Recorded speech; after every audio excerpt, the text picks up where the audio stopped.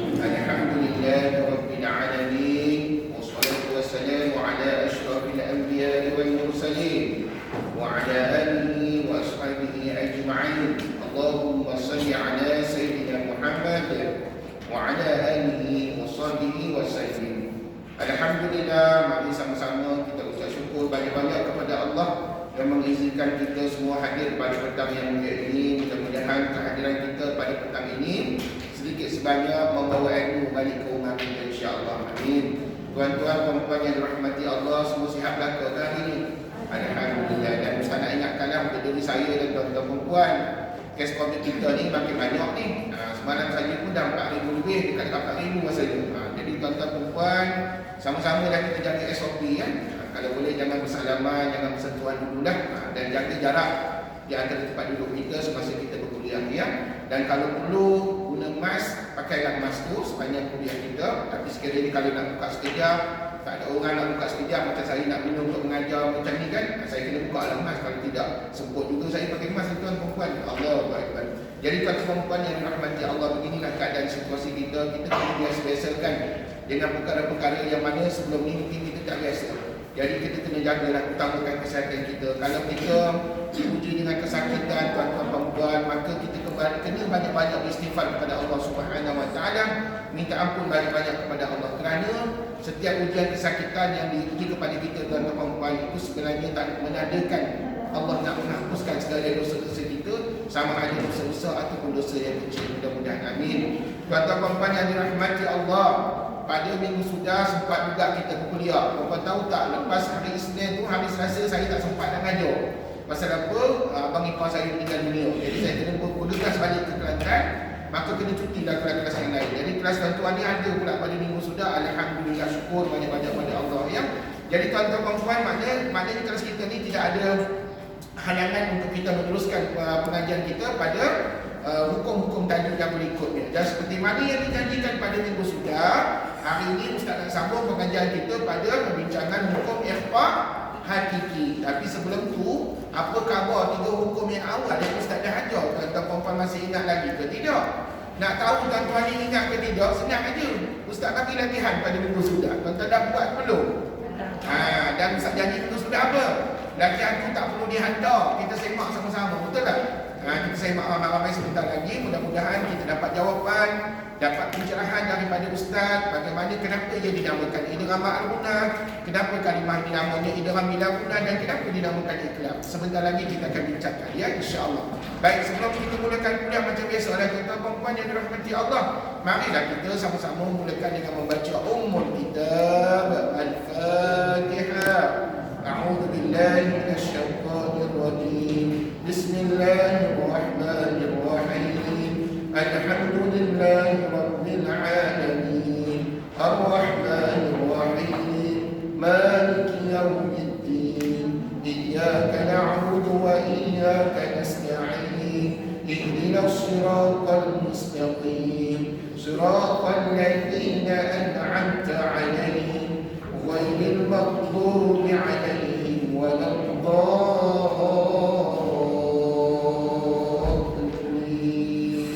آمين.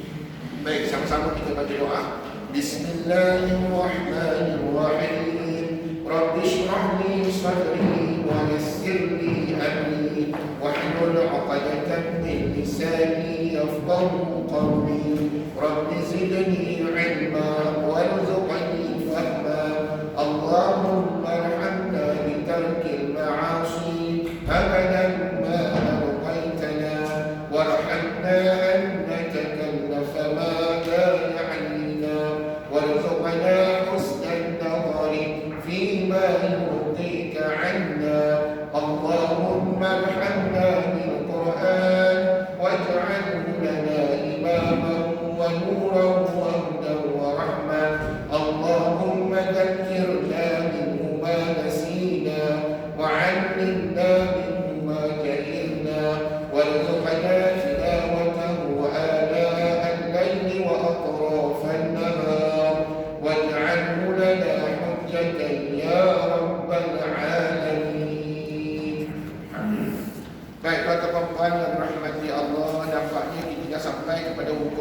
depan pada hari ini. Tapi sebelum saya benarkan tuan-tuan masuk kepada hukum yang keempat, ada baiknya kita ulang kaji secara ringkas 3 hukum yang awal yang mana tuan-tuan dah belajar dengan ustaz sebelum ini. Baik tuan-tuan perempuan, tapi sebelum tu saya nak bagi tahu tuan-tuan, kita kena sedar bahawa sekarang ni tuan-tuan sedang berada pada tajuk yang pertama. Tahap 1 baru kita ni. Dan sekarang ini ustaz tengah mengajar ataupun sedang membincangkan tentang bab yang pertama baru. Bab yang pertama. Ustaz berapa bab kena belajar dalam tajuk tahap 1 ni? Jawabnya tuan-tuan kena belajar dengan ustaz 5 bab. Sekarang ni baru bab pertama. Ustaz sempat kita nak ambilkan 4 bab lagi, insya-Allah sempat. Sebab apa? Tuan-tuan akan belajar dengan ustaz sampai kepada bulan 3, bulan Mac tahun hadapan. Jadi sempatlah, insya-Allah, mudah-mudahan ya. Walaupun seminggu sekali dia belajar dengan ustaz. Baik tuan-tuan puan-puan yang dirahmati Allah, sudah tentu setiap bab berdasarkan buku tajuk ustaz, semuanya ustaz bagi tajuk tertentu, betul tak? Dan tajuk ni takkan sama, setiap bab takkan sama tajuknya. Contohnya, bab yang pertama hari ini yang kita nak sebut, kita ulang kaji balik ya, apa yang kita dah belajar pada muka surat 18 buku tajuk ustaz. Semua ada buku tajuk ustaz kan? Rujuklah buku ini, rujukan utama kita. Mudah-mudahan kita dapat melihat balik apa hukum tajuk yang kita dah belajar sebelum ini. Jadi bab yang pertama ni dinamakan ulama sebagai hukum apa? Nun mati dan tanda. Itu tajuk dia tuan-tuan. Jangan tuan-tuan sebut bab yang pertama idgham al-gunah, itu bukan. Bab idgham al-gunah itu pecahan hukumnya di dalam nun mati dan tanwin. Jadi tajuk besar tuan-tuan kena faham dulu. Tajuk ni sekali lagi diulang, hukum nun mati dan tanwin. Itu tajuk besar dia. Kemudian barulah kita khabar nanti di bawah nun mati dan tanwin ni nanti apabila dia bertemu dengan semua huruf-huruf hijaiyah dalam Quran, maka terhasillah kata ulama berapa hukum tajwid? 5 hukum. Tapi sebelum tu ustaz perkenalkan dulu kan macam mana bentuk nun mati dan tanwin. Banyak kali dah ustaz tanya setiap minggu, ustaz tanya apa dia nun mati, apa dia tanwin. Saya rasa puan-puan dah tahu jawapan dia ya. Dan puan-puan dah rajin mencatat apa yang ustaz khabar sebelum ini, insya-Allah. Jadi kita terus direct kepada 5 hukum yang kita nak bincang, yang kita nak belajar dalam tempoh sebulan ni, insya-Allah. Mudah-mudahan bulan ni habis, bulan depan kita boleh masuk kepada bab yang kedua pula, insya-Allah. Jadi 5 hukum di bawah nun mati dan tanwin tak lain tak bukan apa dia. Yang pertama, idgham ma'al gunah. Kena rajin sebut tuan-tuan. Sekali lagi diulang. Pandai. Kedua, pandai. Yang ketiga, itu dia. Yang keempat, yang kelima, masya-Allah lancar seperti mana apa dalam buku tajuk ustaz. Alhamdulillah, Allahu akbar. Ustaz cakap baca tengok buku tu no problem ustaz. Tapi kalau kami tutup buku boleh ke tidak, kami ingat ustaz? Jawapannya boleh kalau kita selalu sebut ya. Jadi tuan-tuan sekali lagi cuba kita tutup buku sekejap. Kita sebut 5 hukum tajuk di bawah nun mati dan tanwin. Sebab apa? Saya mengharapkan tuan-tuan puan-puan di balik rumah boleh ajar anak cucu di rumah. Jadi tuan-tuan kalau kita asyik nak buka buku saja, nanti anak cucu komplain, mak ayah buka buku tak hafal dia, tak ingat, tak faham tu. Jadi anak cucu kita kadang-kadang komplain pada kita tuan-tuan. Allahu akbar. Jadi sebutkan sekali lagi 5 hukum di bawah nun mati dan tanwin. Yang pertama, idgham ma'al gunah. Yang kedua, idgham. Bagus. Yang ketiga, yang keempat, mak hakiki. Yang kelima, izhar hakiki. Masya-Allah. Boleh tuan-tuan. Allahu akbar. Dan tuan-tuan nak tahu ke tidak, hukum itulah yang anak cucu kita duk belajar kat sekolah rendah, kat sekolah menengah. Inilah hukumnya tuan-tuan. Mana saya tahu. Pasal dulu saya pun pernah mengajar di sekolah menengah tuan-tuan. Jadi bila saya mengajar di sekolah menengah, inilah hukum tajuk yang diajar. Tetapi al-maklumlah di sekolah susun atur hukum tajuk tidak seperti mana yang ustaz ajar dalam buku saya ni. Jadi saya susun balik hukum ni mengikut apa yang mudah dahulu, kemudian yang sederhana, kemudian nanti yang susah, yang paling susah dalam perbincangan ilmu tajwid, insya-Allah. Jadi tuan-tuan 5 hukum ni setakat hari ni kita baru belajar berapa? 3 hukum. Tapi tuan-tuan kena faham ni, kenapa kena belajar 5 hukum ni ustaz? Tak lain tak bukan ulama nak suruh kita faham yang mana dengung, mana tak dengung. Dan tuan-tuan istilah dengung tak dengung ni tuan-tuan faham ke tidak? Dengung tu maknanya apa? Bunyi sengau. Bunyi sengau tu kat mana? Dalam hidung ke? Kita takkan dalam telinga kok bunyi sengau. Bunyi sengau mesti dalam hidung. Berapa lama nak bunyi sengau sekali lagi? 2 harakat, bukan 2 rakaat. Tuan-tuan, Allah Akbar. Jangan salah faham. Kadang-kadang seronok sangat jawab 2 rakaat. Bukan 2 rakaat, 2 harakat. Maksudnya 2 second ataupun 2 kiraan. Nak kira macam mana? Kira dengan jari. Sama ada nak buka jari, nak tutup jari boleh dah. Tak ada masalah. Tengok saya buat. Kalau 2 harakat, 1, 2. Gitulah. Ataupun buka jari pun boleh. 1, 2. jumpa. Boleh berlaku, tak kisah. Jadi 2 second ataupun 2 saat kiraan kita. Itu namanya bunyi dengung, iaitu bunyi sengau dalam hidung selama 2 second. Itu mesti disempurnakan pada hukum-hukum yang tertentu nanti. Kemudian lawan kepada dengung adalah tidak dengung kan? Bila tidak dengung maknanya apa? Sudah. Anak cucu tanya, "Mak, ayah, tak dengung tu apa?" Tak ada bunyi sengau dan tidak ada kiraan. Jangan tunjuk jari juga total. Allahu Akbar. Kadang-kadang anak muda saya rajin pun tunjuk jari. Dengung pun tunjuk, tak dengung pun tunjuk. Yang tak dengung jangan tunjuk. Dan maksud tidak dengung di sini maksudnya tidak ada bunyi sengau. Dan tuan-tuan biasanya kalau tak dengung, bacaannya biasanya izhar, nyata jelas. Jadi tuan-tuan setakat ni faham tak 2 istilah tadi? Dengung, tak dengung. Itu tujuan utama ulama suruh kita belajar 5 hukum di bawah nun mati dan tanwin. Baik, mari kita ulang siaran sebentar sebelum kita semak jawapan. Hari ini kuliah kita nak mulakan dengan semak jawapan dulu. Pasal apa? Tuan-tuan dah dibagi arahan untuk buat latihan pada muka surat yang keempat. Siap tak siap, kena semak jawapan sebentar lagi tuan-tuan. Allahu Akbar. Jadi 3 hukum yang awal kita sudah belajar. Yang pertama namanya apa? Idgham ma'al-gunnah. Tak perlu lagi Ustaz catat apa-apa di whiteboard, segala-galanya Ustaz dah bagi dah sebelum ni ya. Yang kedua idgham bila gunnah. Yang ketiga ikrab yang baru dah pada minggu sudah kita dah ajar. Jadi siapa-siapa yang tak dengar ikrab, dengarlah sekejap lagi ni. Ustaz nak ulang siaran supaya tuan-tuan faham dah. Tuan-tuan dapat follow apa yang Ustaz ajar dalam kelas. Baik, tuan-tuan, 3 hukum yang awal ini sekali lagi saya tekankan, sudah tentu ada yang dengung, ada yang tidak berdengung ataupun tidak dengung. Nah, tuan-tuan perempuan yang dirahmati Allah, dimulakan dengan idgham ma'al gunnah. Idgham al-gunnah lah dulu ikut susunan buku tadi Ustaz. Kalau ada ustaz-ustaz di luar sana dia ngajar idgham bila gunnah dulu, betul juga. Tapi ikut buku saya ni, saya ajar tuan-tuan idgham al-gunnah dulu, maka follow lah Ustaz. Tuan-tuan, baik, idgham al-gunnah ni kalau kita bincangkan dia punya tajuknya ataupun perbincangannya pada muka surat 19. Tuan-tuan ada buku tadi Ustaz? Ada, alhamdulillah. Baik, tuan-tuan, secara ringkasnya bila ditanya apa makna idgham ma'al-gunnah, masuk serta dengung. Nampak tajuknya, makna tu dah ada dekat buku tadi Ustaz. Tinggal kita baca je tuan. Allahu Akbar. Cuba bagi tahu Ustaz secara ringkas, apa jumpa apa jadi idgham ma'al-gunnah? Nun mati atau tanwin jumpa dengan ya qaulin nun dalam. Alhamdulillah, kalau tuan-tuan boleh jawab gitu, ada harapan boleh ngajar anak cucu di rumah, insya-Allah. Tuan-tuan, tak ada siapa orang di rumah sana yang boleh ngajar anak cucu. Nak panggil ustaz, ustaz sibuk. Nak panggil ustazah, ustazah pun sibuk. Maka kita lah sebagai mak ayah, atuk nenek untuk mengajar anak cucu kita di rumah, insya-Allah. Jadi sekali lagi diulang, apa jumpa apa jadi hukum ini? Nun mati atau tanwin bertemu dengan 4 huruf ya waw mim nun dalam 2 kalimah saja. Follow buku taji Ustaz ni, insya-Allah selamat. Tuan-tuan, itulah namanya idgham ma'al-gunnah.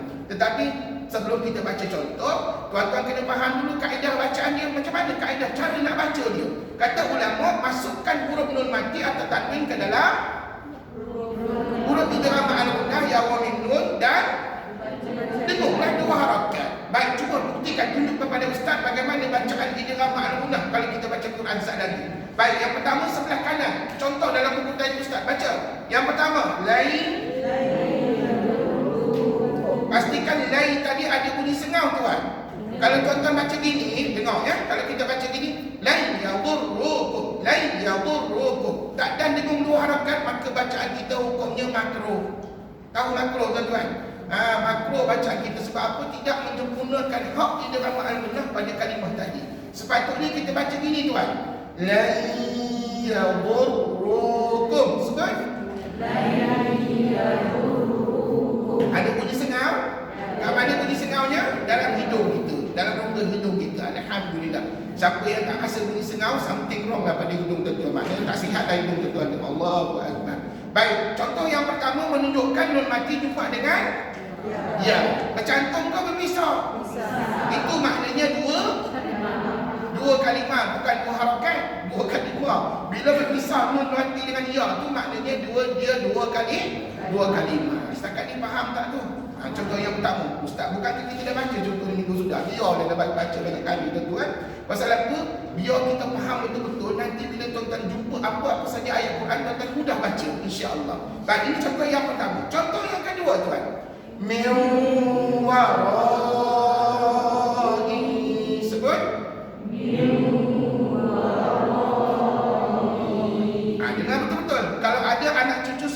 dibaca min, dia sebut min. Min, dia dengar min warai. Betul ke salah bacaannya?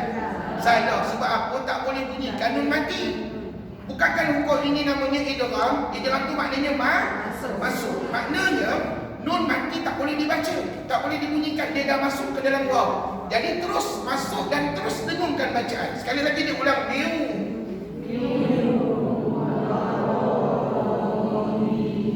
Miu tu bagi sengau betul-betul dua harakat. Jangan tak ada sengau dua harakat tuan-tuan dah sebut wara pula. Tuan-tuan pastikan miu tu dengung betul-betul dua harakat ya. Dengar sekali lagi saya baca. Miu warai. Sebut. Masya Allah, pandai tuan-tuan. Mudah-mudahan Allah Subhanahu Wa Taala bagi banyak pahala pada kita sebab kita baca dengan betul, dengan bertajwid. Alhamdulillah. Contoh yang ketiga, mimma qatikum. One more. Mim, tutup bibir apa-apa. Kenapa tutup bibir? Sebab sat lagi huruf nun mati tak boleh dibaca. Yang kita baca nanti adalah bunyi huruf mim yang bersatu. Nak sebut mim kita kena tutup bibir. Tengok bibir saya. Mim maqatikum. Sebut mim maqatikum. Nak bunyi ke tak bunyi nun mati? Tak payah bunyi tuan ya. Kita bunyikan mim yang bersatu tadi. Sebab apa? Nun mati tu dah masuk dalam mim yang bersatu. Sekali lagi dia ulang. Mim maqatikum. Masya Allah. Dan Ustaz dah minta tuan-tuan gariskan kan? Gariskan. Lepas tu bubur sengkang di antara nun mati dengan mim. Nak menunjukkan dia dua kalimah. Sebab apa? Nun mati dengan mim tu berpisah pada tulisannya. Okey, setakat contoh yang ketiga tadi okey ke tidak? Okey, alhamdulillah. InsyaAllah okey. Pasal itu Ustaz masih ada lagi di depan. Mudah-mudahan tuan-tuan selagi ada guru, selagi itu insyaAllah kita akan diberikan panduan yang betul. Tuan-tuan, contoh yang terakhir 4. Lan nadkhulaha. Kali ini nun mati jumpa dengan nun bersatu. Tengok kan hurufnya 4. Ya, waw, mim, nun, 4 contoh huruf itu Ustaz ada bagi dekat nota kita dalam buku tajwid. Alhamdulillah. Tuan-tuan, setakat ni 4 contoh tadi faham tak faham cara nak baca?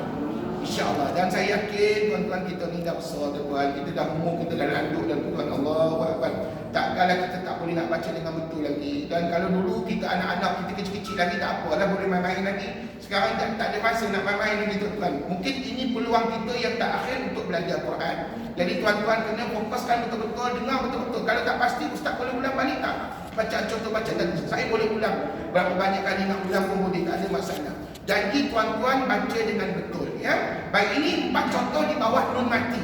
Tapi jangan lupa dalam Quran juga ada tanwin. Sebelah kiri tu cuba bacakan 4 contoh tanwin bertemu dengan ya wa mim nun tanpa bantuan saya. Yang pertama Haisa.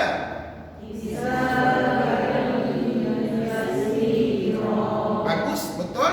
Bacaan tuan-tuan menunjukkan tanwin jumpa dengan ya. Dan semasa membaca tadi, ada tak kita bunyikan tanwin? Nak bunyi ke tak payah? Tak payah. Kenapa tak payah bunyi? Dah masuk dalam huruf ya. Pandai tuan-tuan. Zaman ni tuan-tuan kita kena pandai jawab. Kadang-kadang anak cucu tanya kat kita kan. Jadi, bukankah hukum ini namanya idgham? Maka tanwin itu telah masuk ke dalam ya, bermakna tanwin tidak dibunyikan langsung dalam bacaan kita. Bagus. Contoh yang pertama. Contoh yang kedua, baca di bawahnya. Kali ini tanwin jumpa ya juga kan? Tidaklah. Tanwin jumpa dengan wow, pandai. Cerah mata tuan-tuan ya. Alhamdulillah. Syukur mata saya sihat lagi Ustaz. Allahu Akbar. Nampaklah tanwin jumpa dengan wow. Maka tuan-tuan tolong gariskan. Ya buat. Sekali kita tak dengar apa? Ya? Ulang bacaan. Yang mana tu? Nombor 2 tadi. Okey, dengar saya baca. Khairun. Kena muncul kan bibir pasal apa? Nak sebut wow punya bibir. Maka bibir tu kena muncul. Khairun. Ada bunyi senang. Khairun wa abqa. Sebut. Khairun wa abqa. Alhamdulillah. Jadi tuan-tuan, senang bacaannya sebenarnya. Pasal apa? Tanwin tak perlu dibunyikan sebab dah masuk dalam huruf waw. Tapi tuan-tuan kena ingat ya, yang ada bunyi sengau-sengau tadi mesti disempurnakan selama dua harakat pada bacaan tadi. Sekali lagi das. Khairun wa abqa. Okey, alhamdulillah. Lulus yang kedua. Yang ketiga contohnya bisul qadim. Kali ini tanwin itu jumpa dengan apa? Mim. Dan dibacalah dengan hukum idgham ma'al gunnah. Lah tadi ustaz, ada beza tak bunyi dengung atas dengan bunyi dengung yang nombor 3 ni tadi? Nombor 2 dengan nombor 1 ada beza tak? Sebenarnya ada beza tuan-tuan. Kalau tuan-tuan perhatikan, kalau hisaban yasira, ya tu tanwin jumpa ya tu nampak satu tak? Tak nampak satu kan? Tak ada satu kan? Kemudian yang kedua khairun wa abqa. Waw tu ada satu tak? Tak ada. Tapi kalau nombor 3 tu bisul qadim mubin. Cuba baca. Bisul qadim mubin. Ataupun nombor 4 ikut ustaz. Amilatun nasibah.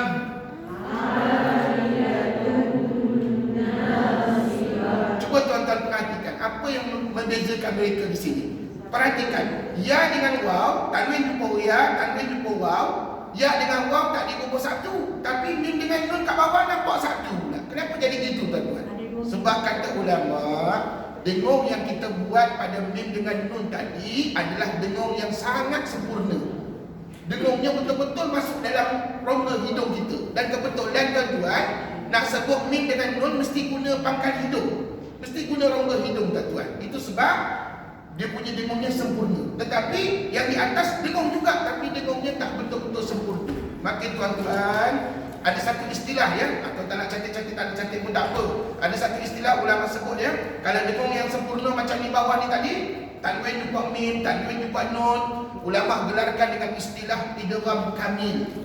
Tuan-tuan pernah dengar tak dekat TV, kat radio ada ustaz sebut idgham kamil. Maksudnya apa tahu? Idgham yang sempurna. Kamil tu sempurna lah. Ya, tetapi kalau yang di atas ni hisaban yasira khairun wa abqa dinamakan sebagai idgham saghir ataupun idgham kabir ataupun saghir. Saghir tu maknanya huruf yang besar tu saja, maknanya dengungnya tidak begitu sempurna. Ya. Jadi tuan-tuan tak apalah, yang idgham kabir dan saghir tu tuan-tuan tak payah nak cantik ataupun tak payah nak ingatlah. Yang penting sekarang ni keempat contoh yang ustaz bagi tadi semuanya di bawah satu tajuk hukum, namanya idgham ma'al gunnah. Habis cerita. Tuan-tuan, ustaz tolong jangan cerita macam-macam hukum ustaz, sebab kita baru nak belajar. Saya anggap tuan-tuan di hadapan ustaz ni, saya anggap tuan-tuan ni bermula daripada zero. Senang cerita. Saya tak anggap, saya tak memilih. Saya tak menentukan kat sini pelajar yang dah pandai, dah belajar, mungkin dah ada master, dah ada degree dan sebagainya. Saya tak anggap itu. Bagi saya, siapa yang masuk kelas tajuk saya tahap 1, saya anggap semua sama berlaku. Ya, jadi tuan-tuan, ini memberi kesempatan peluang kepada pelajar yang baru nak belajar untuk kita follow, untuk belajar tajwid daripada basic, daripada awal lagi, insya-Allah ya. Jadi kita tak akan rasa ketinggalan dah. Untuk pelajar-pelajar yang dah faham tentang tajwid, dah tahu ustaz, hukum ni senang sangat ustaz, saya dah boleh, alhamdulillah. Puan-puan tolong tunjuk ajar kepada pelajar yang tak faham pula ya. Bantu pelajar yang lain, insya-Allah. Baik tuan-tuan, 8 contoh tadi insya-Allah kita boleh praktikan. Sekali lagi ustaz nak tengok jawapan kita dalam buku latihan. Betul ke tidak idgham ma'al gunnah pada buku latihan kita. Okey, kita tinggalkan yang ni idgham ma'al gunnah. Tapi sebelum ustaz pergi kepada idgham bil gunnah, tuan-tuan bisa ingatkan ya, perkataan ad-dunya. Ingat tak ustaz sebut dulu apa kan? Ad-dunya, apa lagi? Ustaz sebut bunyana, lagi sinwanun, qinwanun. Ada 4 perkataan ni kalau jumpa dalam Quran, walaupun nun mati jumpa dengan ya, tetapi kena ingat ini bukan idgham ma'al gunnah. Mungkin tuan-tuan tak nampak contoh kan? Ada satu dia dalam kali-kali hari tu, perkataan ad-dunya macam ni kan? Ad-dunya ni, kalau tuan-tuan perhatikan, nun mati jumpa dengan ya. Kalau ikutkan, betul lah idgham ma'al gunnah. Tapi sayangnya, kat sini nun mati dengan ya bercantum. Dia bercantum. Bila bercantum, tak layak jadi idgham ma'al gunnah. Jadi yang ni kita tak boleh baca dengan idgham ma'al gunnah. Yang ni namanya hukum izham mutlak. Siapa yang ingat dah, siapa yang faham, siapa yang tak ingat jawab je lah, hukum tak belajar lagi. Habis cerita tuan-tuan. Dan bacaannya tak boleh sama dengan yang tadi. Tuan-tuan yang ni dibaca ad-dunya. Cuba ulang tadi. Ad-dunya. Jaga elok. Dalam doa kita yang kita hari duk baca Rabbana atina fid dunya hasanah. Inilah hukum dia. Izhar mutlak ataupun izhar wajib. Bukan idgham ma'al gunnah. Ambil perhatian. Ya, kadang-kadang kita kurang faham ataupun balik rumah, kadang-kadang kita keliru. Maka tuan-tuan kekeliruan itu perlu dijelaskan ataupun diberi pencerahan, insya-Allah. Baik tuan-tuan, kita berganjak kepada hukum yang kedua, muka surat ke-20. Kali ini ulama suruh kita belajar idgham bila gunnah. Sebut. Idgham bila gunnah. Maknanya apa? Masuk tanpa dengung pandai. Dan apa jumpa apa jadi hukum ni? Nun mati atau tanwin bertemu dengan ra atau lam dalam dua kalimah saja. Tuan-tuan, kalau tuan-tuan nak ngajar anak cucu, tolonglah follow ustaz punya statement ataupun ayat ini supaya mudah dipahami oleh sesiapa yang kita ajar, insya-Allah, mudah-mudahan. Jadi huruf idgham bila gunnah tak banyak, ada dua saja, iaitu ra dengan lam saja. Dan kemudian kaedah bacaan bagaimana? Masukkan huruf nun mati atau tanwin ke dalam huruf idgham bila gunnah, iaitu ra dengan lam, dan dibaca tanpa lagi senang tuan-tuan. Kalau tadi kita kena bunyi sengau, kena tunjuk jari dua rakaat. Kali ini tak payah bunyi sengau, tak payah tunjuk jari tuan-tuan. Okey, contohnya sebelah kanan. Mir-rahmati. Senang ke susah baca? Senanglah ustaz, tak payah bunyi sengau, ya. Dan tak payah kita nak tunjuk kiraan dua harakat tuan-tuan. Alhamdulillah. Sekali lagi dia ulang. Mir-rahmati. Nombor dua, yubayyin lana. Cuma ustaz nak kena ingatkan, seperti mana idgham ma'al gunnah, nun mati juga di sini tidak berbunyi. Kan tak bunyi langsung. Mana ada ustaz bunyi nun mati? Tak boleh dibaca min rahmati, tak boleh. Kena baca min rahmati, dan satu lagi yubayyin lana.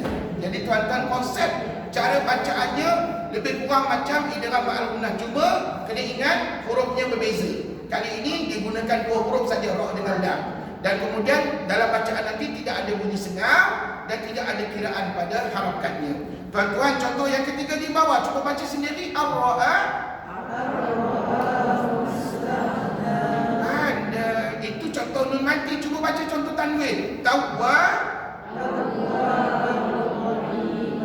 Kalau ada suami isteri baca tawwaban rahimah, betul salah? Salah bang. Mana boleh bunyi tanwin bang? Tadi ustaz ngajar tanwin ni tak berbunyi, sebaliknya yang kita bunyikan ra yang satu. Maka bacaannya begini tuan-tuan dan puan. Tawwaban rahimah. Sebut. Tawwaban rahimah. Alhamdulillah, betul itu. Nombor dua, bimu. Kalau ustaz tanya apa jumpa apa, saya yakin tuan-tuan puan boleh jawab. Yang di atas tadi tanwin jumpa ra, yang tengah-tengah tu tanwin jumpa dengan lam. Betul? Alhamdulillah. Dan saya mohon tuan-tuan gariskan. Sebab apa? Kalau kita tak gariskan, takut sampai kat rumah kita tak nampak apa yang diajar dalam kelas tadi. Allahu Akbar. Tuan-tuan, yang terakhir kali ini melibatkan nun mati. Wa man lam yatub.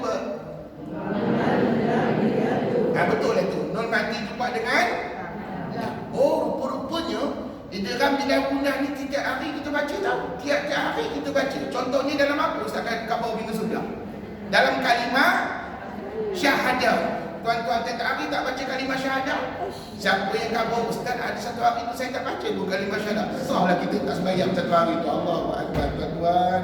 Berat azab, berat siksaan pada orang yang tinggalkan sembahyang tuan-tuan. Allahu Akbar. Itu sebab kalau kita ni banyak tinggal sembahyang masa dulu masa muda-muda tuan-tuan, ada sebagian ulama mengatakan tuan-tuan, baiklah kita qada. Dan qada sembahyang ni mudah sebenarnya tuan-tuan. Tanya dengan ustaz macam mana niatnya. Niatnya tuan-tuan tambah perkataan qadaan, cukup. Contohnya, saat lagi tuan-tuan nak qada solat apa? Solat asar. Contohnya masuk waktu asar nanti nak solat asar. Maka tuan-tuan, solat macam biasa, niatnya tambah perkataan qadaan. Usalli fardal asri arba'a raka'atin qadaan lillahi ta'ala. Tambah perkataan qadaan saja. Dan tuan-tuan, solat baca macam biasa, yang kita solat biasa. Jadi tuan-tuan, setidak-tidaknya ada juga boleh cover, ataupun tidak kalau Allah terima ibadah kita, tuan-tuan dapatlah, walaupun tidak menyamai solat yang sebenar yang kita tinggalkan dulu, tetapi tuan-tuan tidak-tidaknya dapatlah cover lah sedikit sebanyak dosa-dosa kita yang lepas meninggalkan solat, sama ada sengaja ataupun tidak sengaja. Jadi tuan-tuan, qadaklah solat kita bila-bila masa pun pada waktu-waktu yang dibenarkan untuk solat, ya. Jadi tuan-tuan perempuan yang dirahmati Allah, kalau tak faham tak dengar dengan mana-mana ustaz berkenaan dengan solat kita. Jadi tuan-tuan kena ingat, dalam kalimah syahadah ada satu kalimah berbunyi asyhadu alla. Perkataan alla itu merujuk kepada idgham bila guna. Ini tulisannya tuan-tuan, ya. Tuan-tuan kalau tengok tulisan kita tarik dekat TV ada. Masa bila masa orang azan. Kan dekat masa orang azan dekat TV tu, dekat skrin TV tu ada ditulis ni asyhadu alla. Alla ini merujuk kepada idgham bila guna. Kalau Tok Bilal tu azan asyhadu alla dia sebut nun, sah. Tuan-tuan, Tok Bilal tu tak ada lagi lagi. Tuan-tuan, Tok Bilal dia kena fasih hukum tajwid, utamanya alla ni tadi. Tak ada Tok Bilal azan asyhadu alla, tak ada tuan-tuan. Kalau ada, dia baca alla, suruh dia dah belajar lagi tuan-tuan. Pasal apa? Bacaannya salah. Yang betulnya adalah asyhadu alla. Alla itu hukumnya idgham bila. Jadi tuan-tuan yang dirahmati Allah, ingat kalimah syahadah, ingat hukum idgham bila. Okey tuan-tuan, hukum yang kedua settle. Hukum yang ketiga baru kita belajar minggu sudah, namanya iqlab. Iqlab ni maknanya apa tu? Menukarkan ataupun tukar. Senang kita. Dan cara nak kena iqlab bagaimana? Pertemuan antara nun mati atau tanwin dengan satu huruf dalam satu atau dua kalimah. Oh ya, tuan-tuan perhatikan di situ. Bentuk nun mati dengan tanwinnya berbeza tak dengan hukum-hukum lain? Cukup berbeza. Special hukum ni tuan-tuan. Dalam Quran, tuan-tuan akan nampak nun matinya begini. Nun matinya dia ada mim kecil melega. Manakala tanwinnya pula begini juga. Dia ada mim kecil melega. Kenapa ada mim kecil melega? Sebab sudah berlaku pertukaran antara bentuk tanda mati. Di sini sepatutnya ada mati. Ulama telah tukarkan kepada mim kecil melega. Begitu juga dengan tanwin, sepatutnya ada dua kan? Ulama telah tukarkan kepada mim kecil melega. Itu sebab adanya mim kecil di atas nun, adanya mim kecil di atas tanwin di situ. Jadi tuan-tuan, yang penting sekarang ni tuan-tuan nak kenal iqlab apabila nun mati atau tanwin jumpa dengan satu huruf. Apakah satu-satunya huruf iqlab?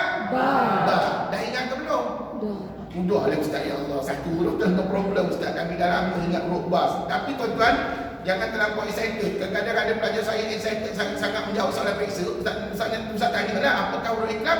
Dia tulislah ba. Tapi sayangnya ba-nya titik di atas. Kalau titik di atas jadi huruf apa tuan-tuan? Ada terlampau excited lah menjawab ni. Allahu Akbar. Kalau satu titik di atas ni huruf nun. Kalau ba hurufnya titik satu di bawah. Allahu Akbar. Ada pula pelajar cuai agaknya, langsung tak ada titik apa-apa. Jadi tuan-tuan nak kata huruf apa ni? Tuan-tuan tak boleh jawab. Saya pun tak boleh jawab tuan-tuan. Allahu Akbar. Pasal apa? Mana ada huruf Quran yang tak ada apa-apa? Mesti ada titik, sama ada di atas ataupun di bawah. Jadi tuan-tuan kena pastikan huruf ba titiknya satu di bawah begini, ya. Okey tuan-tuan, bagaimana kaedah bacaan? Seperti mana yang Ustaz maklumkan pada minggu sudah, berbagai-bagai keterangan daripada para ulama dalam kitab-kitab tajwid berkenaan dengan bacaan iqlab. Namun tuan-tuan boleh gunakan dua statement ataupun dua cara bacaan. Yang paling mudah tuan-tuan tutup bibir. Contohnya, sekali lagi tuan-tuan kena tutup bibir rapat-rapat ketika membaca iqlab. Contohnya begini. Sebelah kiri satu kalimah.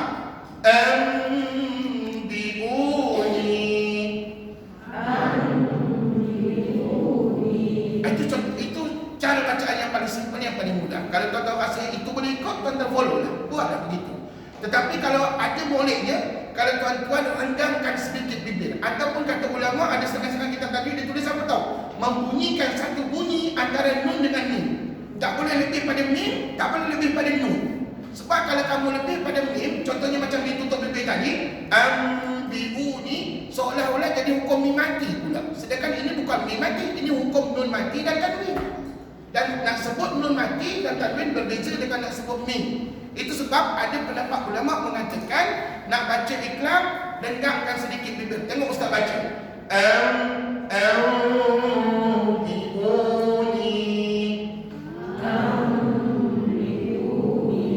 Rasa boleh ke rendang bibir sikit? Kalau rasa boleh silakan, follow lah yang tu. Tapi kalau rasa Ustaz, saya rasa menggeltor lah Ustaz, kalau rendang bibir dia meletup suara saya Ustaz. Maka saya nak tutup bibir, boleh? Ambiuni, sebut. Boleh, no problem. Janji kita dengung. Nampak ni dalam statement Ustaz kena dengung 2 harakat. Dalam buku Ustaz dengung 2 harakat. Yang tu kena buat dalam pembacaan Ikhlas. Soal tuan-tuan nak tutup bibir ke rendah bibir terpulang pada tuan-tuan. Itu menjadi khilaf di kalangan ulama. Ya, jangan kita bergaduh, jangan kita berbalah lah. Contoh yang kedua di bawah, tutup bibir lah, dengar. Bitulakum. Boleh, tak ada masalah. Jadi kita dengar 2 harakat. Dan tuan-tuan nampak tak Nur Mati jumpa dengan Bah? Nampak ke tidak? Nampak. Dan tuan-tuan nampak dia bercantum ke berpisah? Bercantum. Maka tu namanya satu kalimah. Jangan pula kabur satu harakat pula. Satu kalimah, tuan-tuan. Allahu Akbar. Tu tajuk di atas Ustaz dah bubuh dah. Satu kalimah. Bagaimana contoh 2 kalimah? Tengok saya baca. Sebelah tengah-tengah tu. Kanan tengah-tengah. Cuba kita rengang bibir pula. Ambulika. Contoh di bawah. Min ba'diha. Kalau Ustaz tutup bibir boleh? Boleh. Min ba'diha. Atas. Ambulika. Boleh tak? Jadi kita dengungkan bacaan. Masya Allah. Tuan-tuan, inilah cara bacaan Ikhlas yang tuan-tuan kena dapatkan bacaannya daripada guru, ya. Kemudian yang sebelah kanan sekali kita tunjukkan tanwin jumpa dengan ba. Khabirun basir.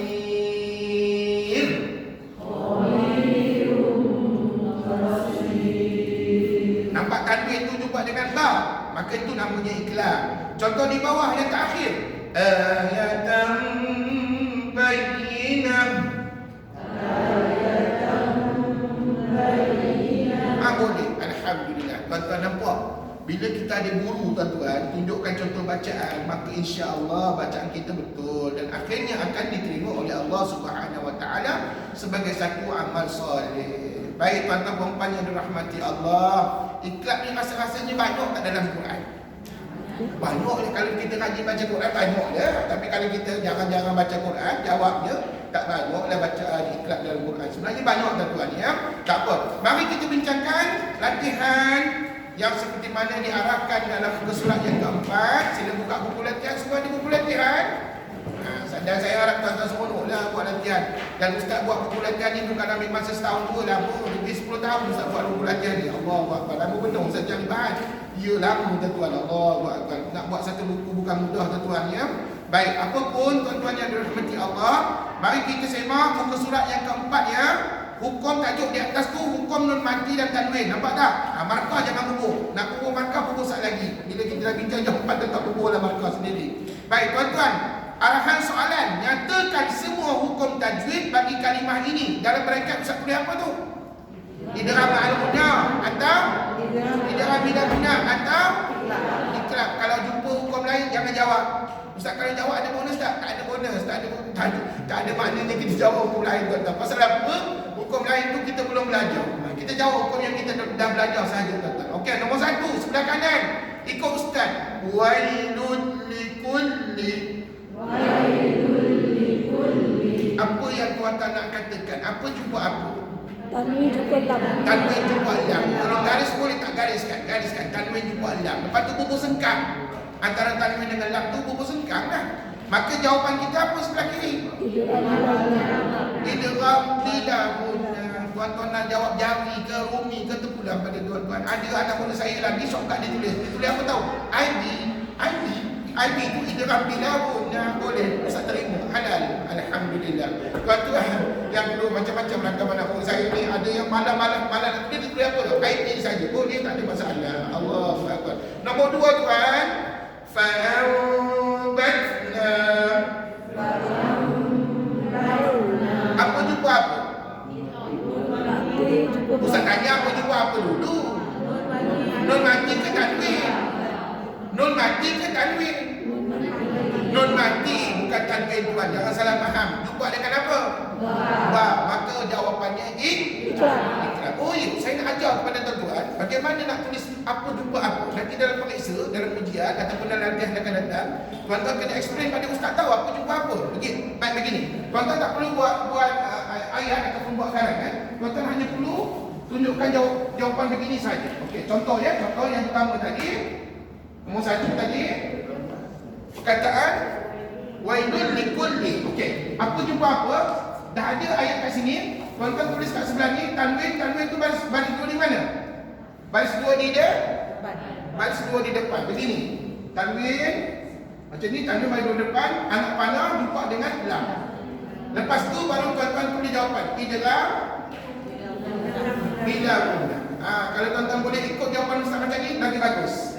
Senang tuan-tuan nak ngajar, nak tunjuk pada anak cucu di rumah. Saya dulu masa belajar, beginilah saya kena buat tuan-tuan. Dan tuan-tuan, tak semestinya yang ni betul, yang ni tuan-tuan betul. Kadang-kadang yang ni betul, yang ni salah. Ada kadang pelajar dia tak faham apa jumpa apa. Dia kata nun mati jumpa lam. Mana ada nun mati kat situ? Yang ada tanwin. Tanwin jumpa dengan lam. Ada pula pelajar salah faham, dia tulis apa tahu? Lam jumpa lam. Lam jumpa lam mana? Mana ada hukum lam jumpa lam? Ustaz tak ajar lagi lam jumpa lam. Jadi tuan-tuan kat sini bukan lam jumpa lam, tetapi tanwin jumpa dengan lam. Okey, nombor 2. Nombor 2 tadi apa dia? Ikrar. Fa'ambatna. Nun mati tengok ni. Nun mati anak panah ni jumpa ya, jumpa dengan ba. Maka jawapannya Ikrar. ikrar. Cuba buat macam ni. Jadi mudah-mudahan tuan-tuan lebih cerah lagi nampak apa hukum tajwid yang ustaz dah ajar, insya-Allah. Yang ketiga, rasulun minallah.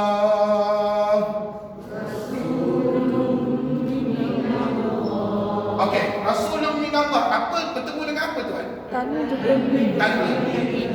Tanwin tuan-tuan tengok, baris dua di depan ke di bawah ke di atas? Atas. Baris dua di depan. Depan. Baris dua di depan tuan-tuan. Memang di atas tapi baris dua di depan yang macam wow tu baris dua di depan. Jumpa dengan apa? Mim. Mim. Ni kalau nak bubuh satu boleh, tak nak bubuh pun tak apa. Maka jawapannya ni dengan makan guna. Dan kalau tuan-tuan nak shortcut, tulis je lah I am. Habis cerita. Allahu Akbar. Nampak tuan-tuan? Ini cara jawapan yang sempurna lah, yang lengkap. Nombor 4. Min ba'di. Okey, apa jumpa apa dulu? Khabar Ustaz? Nun mati jumpa dengan huruf ba. Tengok ni, macam mana Ustaz tulis nun mati? Nun ada min kecil menegak. Tetapi tuan-tuan tak payah sebut nun min kecil menegak. Tuan-tuan jawab nun mati jumpa dengan ba. Maka jawapannya tak lain tak bukan? Ikrar. Ikrar. Nampak? Mudah ya bila kita ada guru, bila kita ada panduan di hadapan, tuan-tuan lebih mudah menjawab soalan, insya-Allah. Seterusnya yang kelima, ar-ra'ahu. Okey, apa jumpa dengan apa dulu? Nun mati jumpa dengan ra. Nun mati jumpa dengan ra. Ra ni nak bubuh satu boleh, tak nak bubuh pun tak apa. Tapi kalau dah bubuh satu silakan, tak ada masalah. Yang penting jawapannya apa tuan? Idgham bila guna. Idgham bila guna. Bagus. Alhamdulillah. Ini yang kelima. Yang keenam, idin ba'atha. Okey, perhatikan nun mati ke tanwin? Nun mati. Nun mati. Bagus. Nombor 6. Nun mati jumpa dengan ba. Hukumnya Ikrar. ikrar. Bagus. Yang ketujuh, lan yaqdira. Nun mati nun mati jumpa dengan ya. Hukumnya idgham ma'al guna. Alhamdulillah. Allahu akbar. Dan yang ke-8, ikut ustaz, manat lubada. Apa jumpa dengan apa? Tanwin jumpa lam. Tanwin tu baris dua di mana? Tuan-tuan kena tahu, tanwin ni ada baris dua di atas, di bawah dengan di depan kan? Jadi kat sini, nombor 8, jawapannya tanwin ni kena buat macam ni. Kena bubuh macam ni dulu, supaya dia. Kemudian, tanwin tu kena buat berselam macam ni. Jumpa dengan huruf lam. Tanwin jumpa dengan huruf lam begini, maka baru jawapannya idgham bila guna. Alhamdulillah. Nampak tak? Ginilah tuan-tuan kalau nak bagi jawapan yang lengkap, yang sempurna. Dan tuan-tuan, Kalau gini tuan-tuan boleh terangkan dalam jawapan kita, maka tuan-tuan adalah seorang yang memahami tajwid, insya-Allah. Okey, tuan-tuan, ustaz dah tunjukkan contoh bacaan daripada nombor 1 sampai nombor 8. Apa kata nombor 9 sampai nombor 16? Tuan-tuan baca sendiri. Ustaz kat 5, boleh? Okey, lagi nombor 9. 1, 2 mula baca. Nak tutup bibir ke nak dengar? Dengar boleh juga. Jawabnya boleh dua-dua, tak ada masalah tuan. Jangan berbalau pula. Ustaz saya tak nak geng lah, sana lah sebab geng sana tutup bibir. Geng sini tak tutup bibir, jangan gitu tuan-tuan. Jawabnya boleh berlaku, nak renggang, nak tutup boleh berlaku. Yang penting dengung tu harakat. Baini. Persoalannya apa jumpa apa tuan? Nun mati jumpa dengan ba. Maka tuan-tuan tengok jawapan ustaz soalan nombor 4 tu. Nun mati jumpa dengan ba. Hukumnya ikhlas. Betul. Alhamdulillah. Kalau tuan-tuan boleh tulis kat sebelah TV tu lagi bagus. Alhamdulillah. Nombor 10 baca sendiri.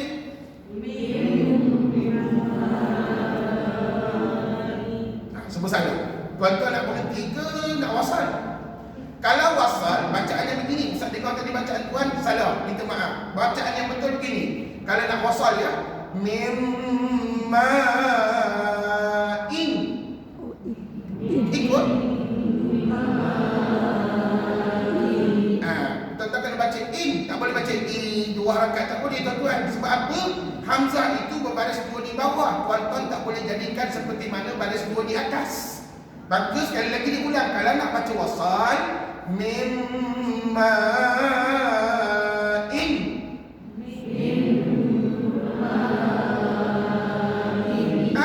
Itulah bacaannya. Tapi kalau nak wakaf macam mana ustaz? Mimma.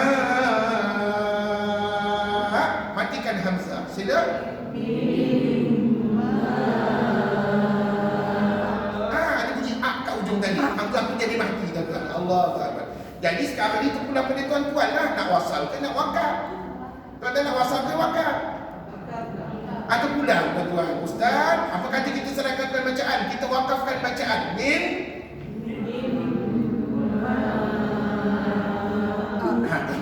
Tuan-tuan macam tak takut dia punya bacaan. Allahu Akbar. Takut salah ustaz. Allah kalau salah malu saya ustaz. Allahu Akbar.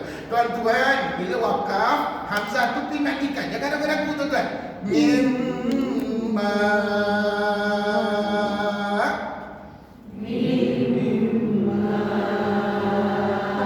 Okey, sekarang ni pedulikan hamzah tu. Yang penting tuan-tuan nampak apa jumpa apa dulu? Itu yang saya tahu. Nun mati jumpa dengan mim. Nun mati anak panah jumpa dengan mim, maka hukumnya idgham ma'al guna. Masya-Allah, pandai. Markah penuh kat situ. Alhamdulillah. Teruskan soalan yang ke-11. Kalau tuan-tuan baca wasal, mir rasulin. Sebut mir rasulin. Itu baca wasal lin, dibaca dengan lin dah. Tapi kalau nak wakaf, mir rasul. Itu wakaf. Boleh berlaku tuan-tuan. Yang penting apa jumpa apa pada kalimah ini?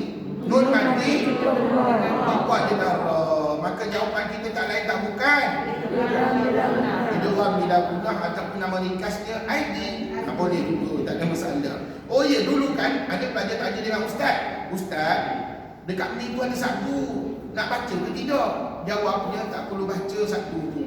Habis tu kalau tak perlu baca, kenapa dibubur? Banyak soal pula anak murid saya. Kalau jawapannya senang aja. Mim tu dibubur satu adalah sambungan kepada kalimah sebelumnya. Kalau ada kalimah sebelumnya, maka tuan-tuan boleh gunakan satu dalam bacaan. Sekarang ni kalimah sebelumnya ada ke tidak? Tak ada. Maka satu tu jangan dibaca. Satu tu hanya pada tulisan, tidak pada bacaan. Melainkan kalau ada kalimah ataupun huruf sebelumnya, barulah sabdu pada mim di awal itu digunakan dalam bacaan. Jadi tadi oleh kerana tak ada huruf sebelum mim bersabdu, maka secara automatik sabdu jangan digunakan pakai. Maka tuan-tuan baca gini je. Mir rasulin. Dah cukup. Tuan-tuan nun mati jumpa apa tadi? Nun mati jumpa ra. Hukum idgham bila pandai. Nombor 12 min nadir. Wakafkan min nadir. Sebut min nadir.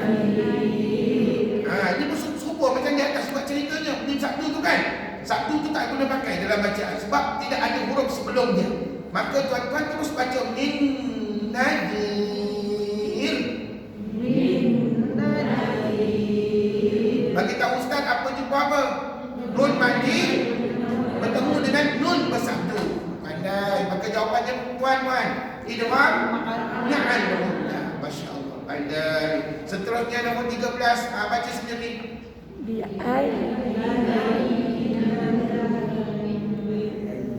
Sekali lagi tuan. Nak wasal ke nak wakaf? Okey, cuba wasal. Ustaz nak dengar, cuba wasal. 1, 2, mula.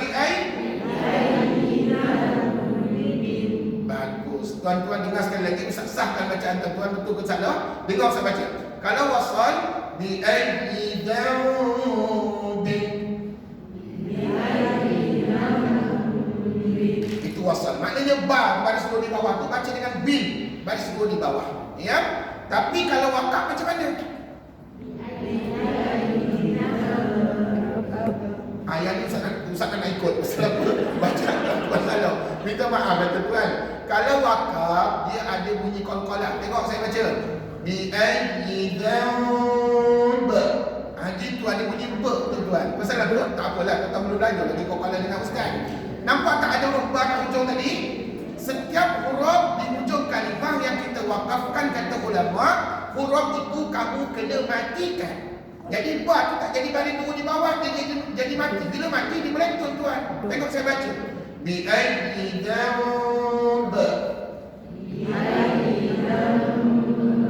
Rasa-rasanya senang wakaf ke senang wasal? Dah agak dah. Kalau wasal macam mana tadi? Bi ayyi dhanb.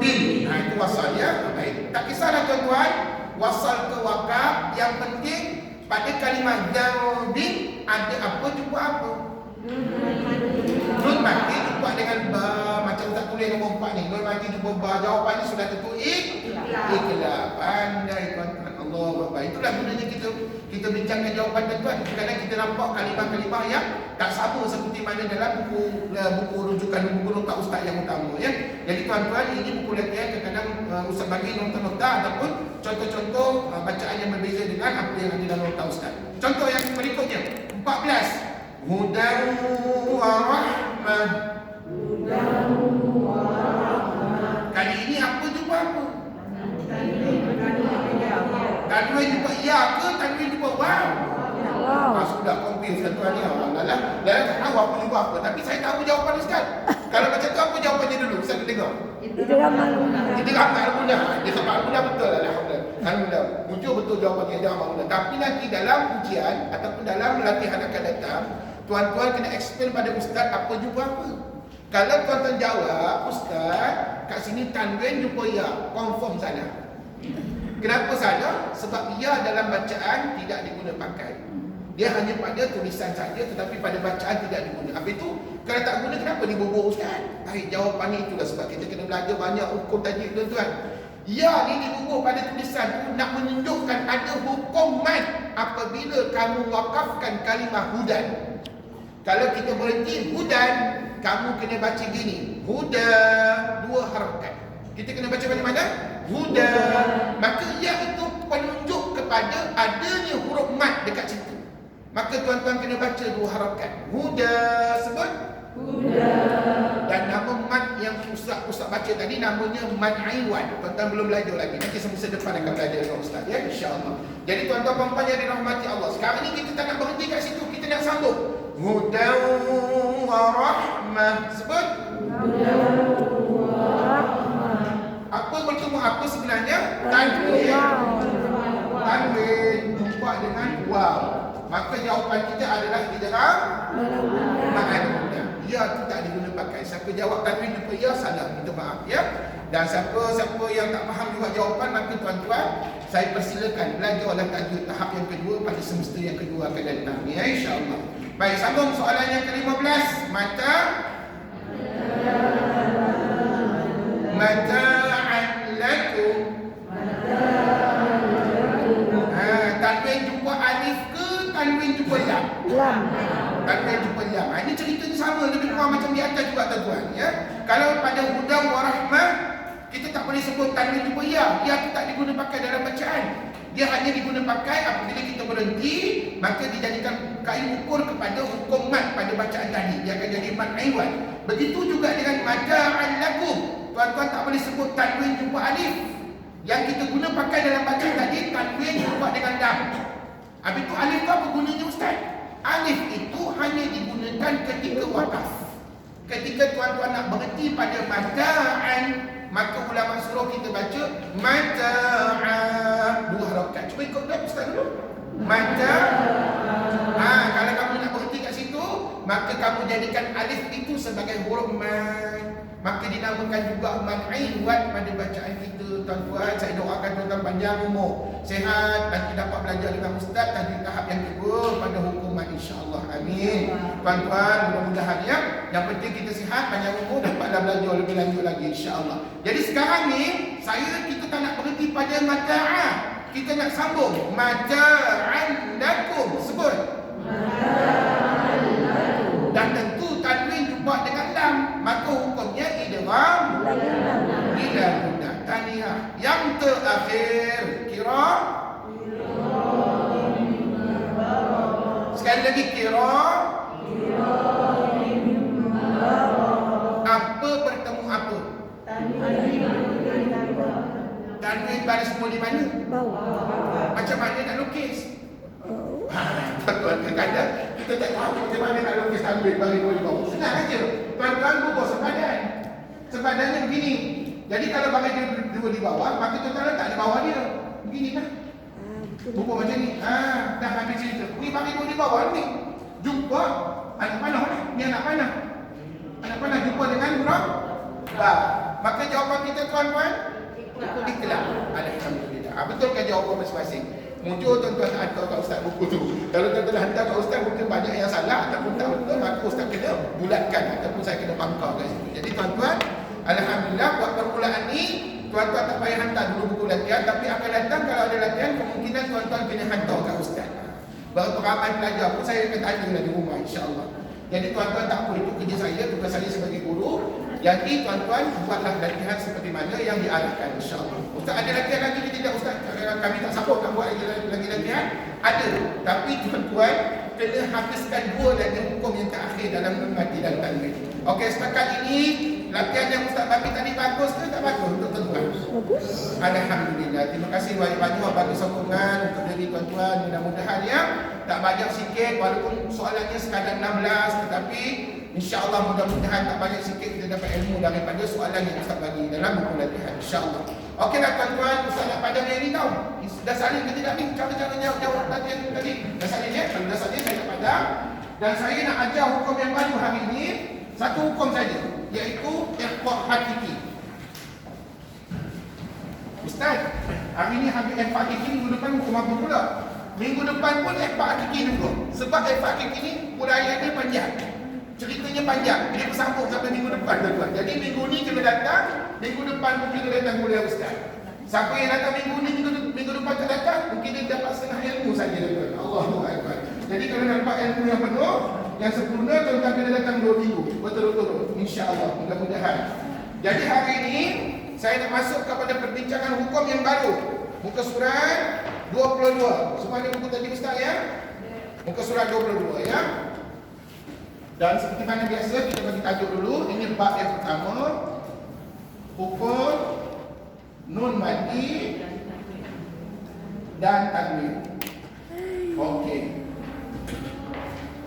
Untuk hukum yang keempat ini, ulama namakan sebagai ikhfa' hakiki. Sebut? Pernah dengar tuan-tuan ya? Dan hukum ni dah lama ada dalam pada Quran. Sejak Quran turun kepada Nabi SAW, memang hukum tadi itu memang dah ada tuan-tuan. Cuma pada zaman Rasulullah tak adalah nama ikhfa' hakiki, tak adalah nama idgham aruna bila guna dan sebagainya ya. Pada zaman sahabat ataupun pada zaman para ulama baru diwujudkan nama-nama bagi hukum tajwid. Jadi tuan-tuan, tapi kena yakin ya, semua hukum tajwid yang kita belajar ni sejak zaman Nabi SAW lagi sudah pun diturunkan oleh Allah Subhanahu Wa Taala. Okey tuan-tuan, apakah makna ikhfa'? Apa dia hakiki? Cuba tengok buku tadi ustaz. Tersembunyi sebenar-benarnya. Okey. Okey, ataupun kita boleh terjemahkan tersembunyi itu sebagai sama-sama. Sama-sama, tuan-tuan. Manakala hakiki itu adalah sebenar-benarnya. Sebenar-benarnya. Jadi, kalau ustaz tanya akan datang, apa makna ikhfa? Jawablah tersembunyi. Ataupun sama-sama. Pandai. Kalau ustaz tanya apa makna hakiki? Sebenarnya. Ataupun kita boleh terjemahkan sebagai hakikatnya. Boleh juga. Jadi tuan-tuan nampak tak?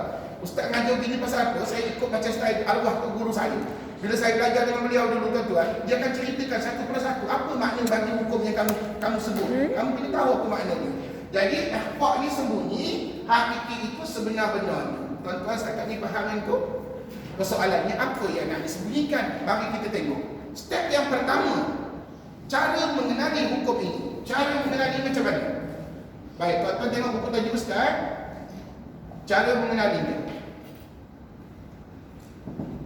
Baik.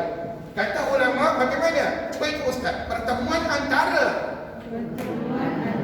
nun mati atau tanwin dengan 15 huruf dalam satu atau dua kalimah. Cabaran yang sebenar hukum tajwid adalah pada ikhfa hakiki. Kalau sebelum ni idgham ma'lunah berapa huruf idgham ma'lunah? 4. Ya wa min nun ustaz. Itu kacang ustaz, senang saya dah boleh ingat ustaz. Idgham bila guna berapa huruf? 2. Senang ustaz. Apa dia ra dengan lam? Ikrab? 1. Apa dia? Senang sangat ustaz.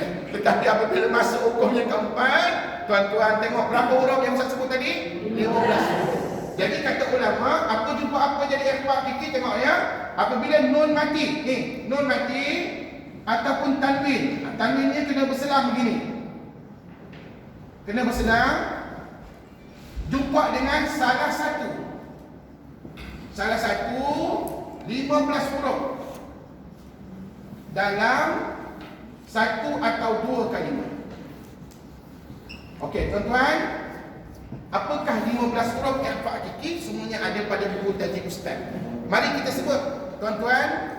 Kalau boleh hafal, tak mampu hafal tak apa, tuan-tuan boleh tengok buku. Tak wajib pun hafal huruf-huruf ni. Cuma ustaz harap kalau dapat hafal, mudahlah kita ngajar anak cucu di rumah.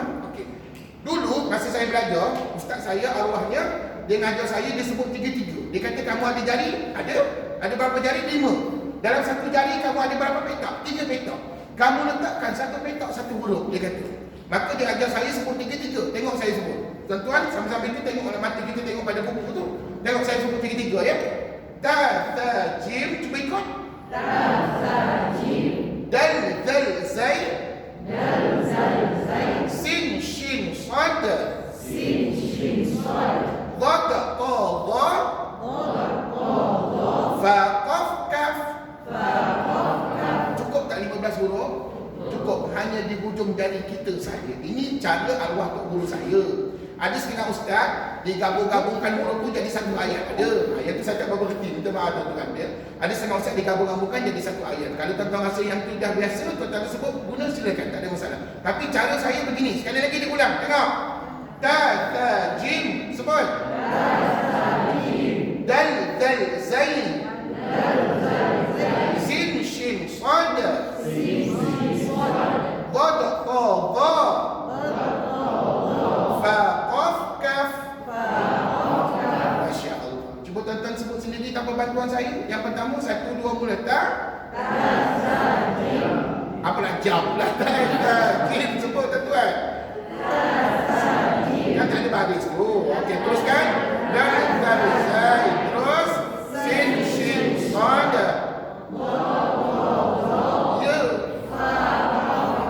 Boleh tu, alhamdulillah. Tuan-tuan, kalau nak ikut cara saya, ikut, gunalah. Kalau tapi kalau rasa ustaz, saya rasa saya nak sebut satu-satu ustaz. Ta, ta, jim, dal, dal, zai, sin, shin, sad, dha, ta, dha, fa, qaf, kaf. Boleh berlaku, tak ada masalah.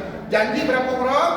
15 huruf. Mesti kepunyaan ikhfa hakiki. Baik, ustaz nak tulis hurufnya, tuan-tuan boleh sebut sekali lagi. Okey, sebut 3-3. 1, 2 mula. Ta, ta, jim. Ta, ta, jim. Tak jadi jawab jadi Allah tadi. Okey teruskan dan zai sin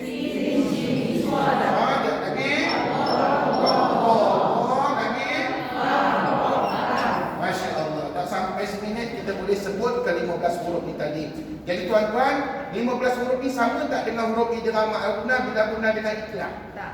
Tak sama tuan-tuan. Mana ada ba? Mana ada ya wa minun? Mana ada ra dengan lam?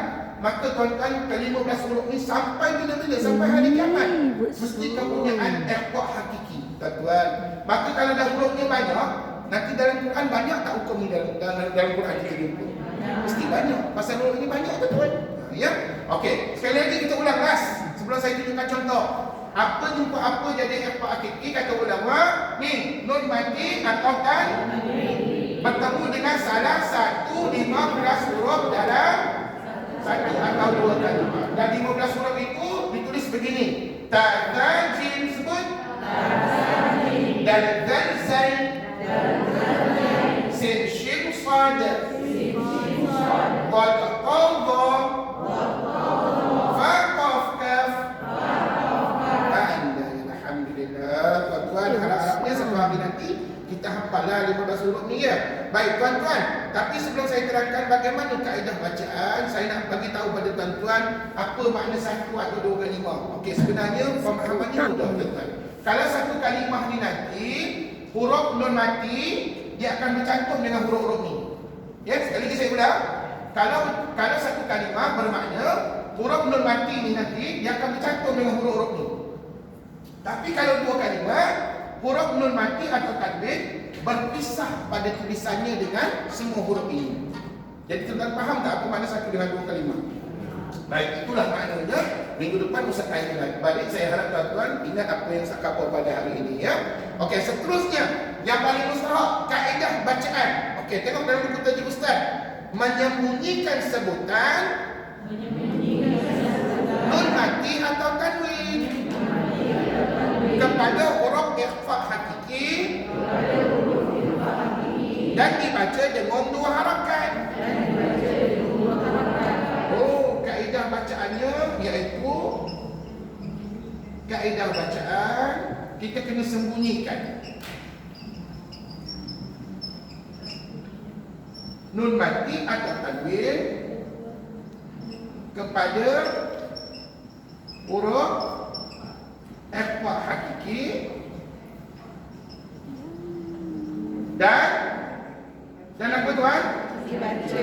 Dan dengan dua harakat. Ini mustahab ni, dengung. Kena baca dengung seperti mana kita baca ikhlas, seperti mana kita baca idgham ma'rufna ya. Dia sama game dengan hukum tersebut. Dia termasuk dalam hukum dengung dua harakat.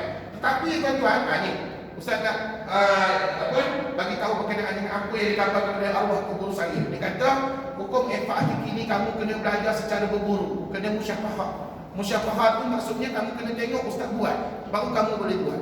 Sebab apa? Huruf ikhfa hakiki ni banyak. Dan setiap huruf ni ada yang sama, ada yang tak sama dia punya makhraj. Makhraj ni maksudnya tempat keluar bunyi. Tuan-tuan dah belajar belum makhraj huruf? Majoritinya belum. Kalau dah belajar pun lama dah dulu, Ustaz tinggal tak ingat Ustaz. Jadi tuan-tuan tak apa. InsyaAllah minggu depan Ustaz sambung balik cerita tentang ikhfa hakiki. Tapi hari ini Ustaz nak tunjukkan yang basic dulu. Bunyi yang basic berkenaan dengan ikhfa hakiki. Tapi kata ulama, cara nak baca ni kamu kena sembunyikan nun mati atau tanwin kepada huruf ikhfa hakiki dan kamu dengung dua harakat. Ini bermakna bila kita sembunyikan nun mati atau tanwin ni nak dibaca ke tak payah baca tuan? Nak baca ke tak payah? Salah. Jawabnya kena baca. Kena baca. Itu sebabnya kita kena baca ni.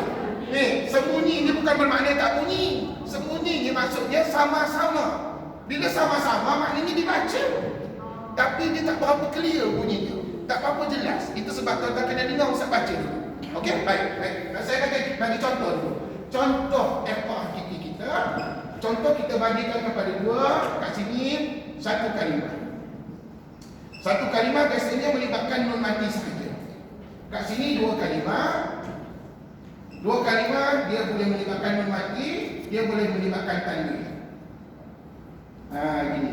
Saya bagi contoh yang simple dulu ya. Okay. Contohnya perkataan ini.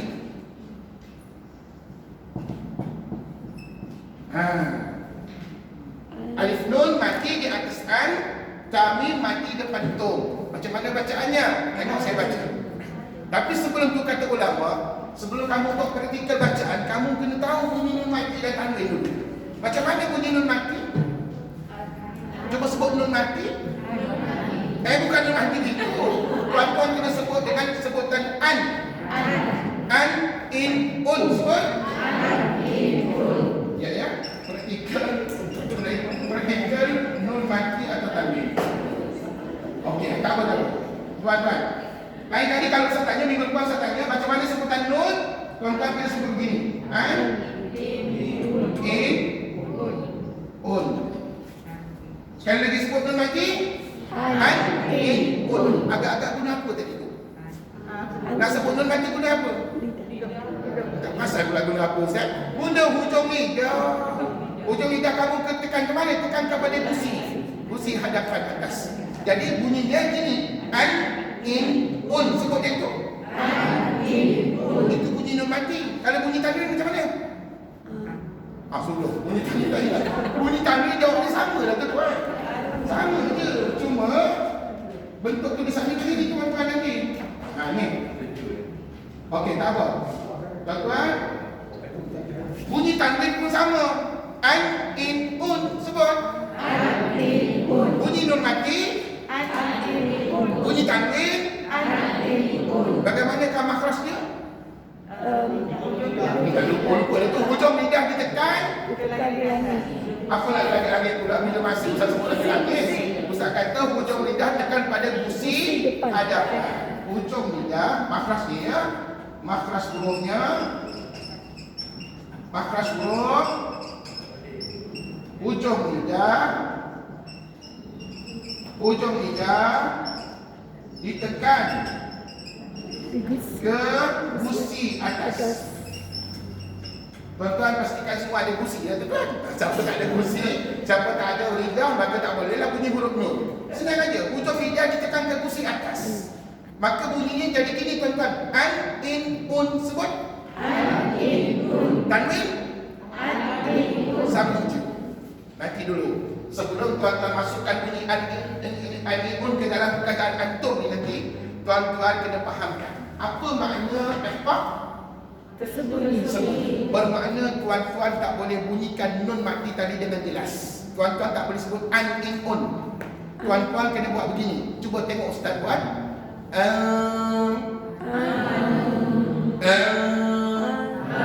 Ini bermakna hujung lidah tak boleh tekan pada gusi. Apa tu hujung lidah tak boleh tekan pada gusi? Kamu letak kat mana ustaz? Kamu letak tengah-tengah. Sebut. Itu namanya sembunyi.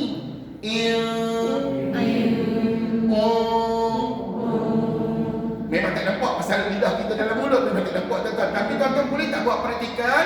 Hujung lidah jangan tekan pada gusi. Kalau tekan betul-betul pada gusi nanti bunyi an, in, un. Jadi jelas.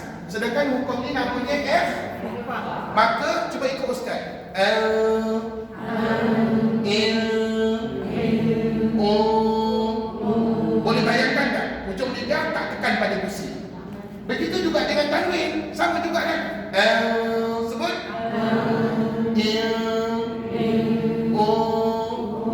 Ustaz kenapa bunyi-bunyi macam tu? Itu maknanya kita kena bunyi senyap. Dengung dua harakat. Kan hukum ni dengung dua harakat kan? Nampak ni? Ustaz tulis kat sini. Dengung dua harakat. Maka itu sebab kena bunyi senyap. Jadi kalau tuan-tuan dah pandai bunyi tadi, tak ada masalah untuk membaca apa jua kalimah sebentar lagi. Okey, sekali lagi kita buat praktikal dulu.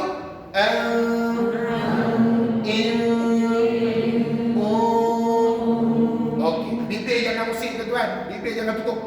Tutup bibir pula. Tutup bibir tuan-tuan ya. Bibir jangan usik apa-apa. Sebaliknya guna lidah sahaja. Tapi lidah jangan tekan pada gusi. Letak tengah-tengah.